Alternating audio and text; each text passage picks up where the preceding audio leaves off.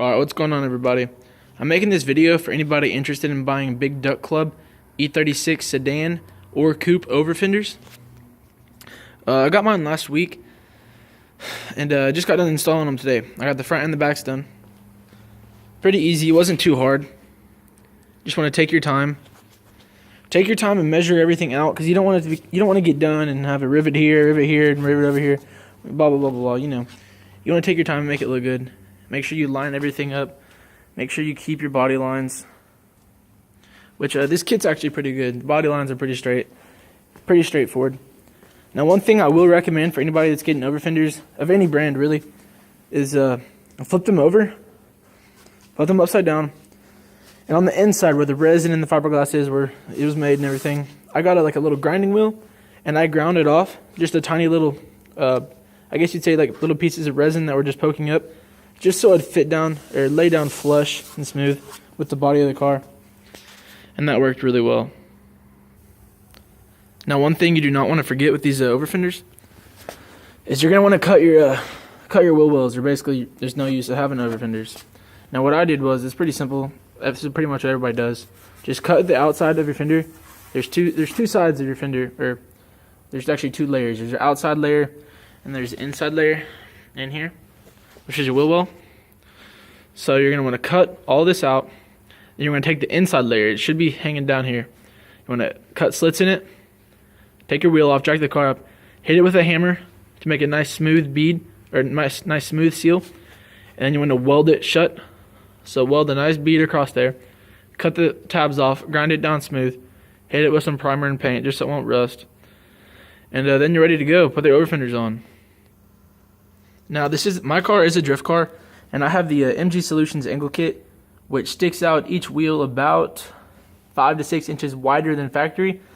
So if you guys don't have an aggressive angle kit like I have, you're not going to have this problem I'm having right now. But even with these 50mm overfenders, my wheels still are not covered. And I have a 4.5 degrees of camber up front. But I think I'm just going to adjust my caster back a little bit, get some smaller tires, and I think it should be good. I'll probably raise the car up like an inch also. But other than that, they're pretty good.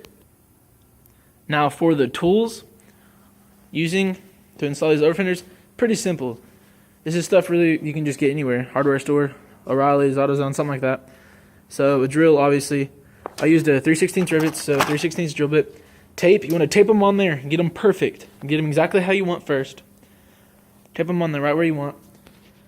Then you want to get a tape measure. What I did was I just measured from each end. Decided I want to put this many rivets in here and divided by that, and it'll tell you, space each rivet out. I believe I did it every 5.5 inches. I did a rivet on here.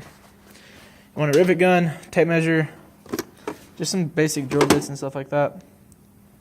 That's pretty much it, really. Just put it up there where you want it, drill a hole, pop a rivet in there, make sure everything's straight and strong, and you'll be good. Hopefully for the 2017 season, I'm going to have this car painted. I haven't decided on what color I want to paint it yet, but it's going to look pretty good. Another thing I did was I cut the bottom of this fender right here, and I pushed it in, and I put a rivet right there. I put a rivet down here also, just to keep everything nice and even. And I kind of look how you can see the tire right there. I might put some canards right here, something like that. And when I cut the fender, I also pulled it out and riveted it to this side of the fender.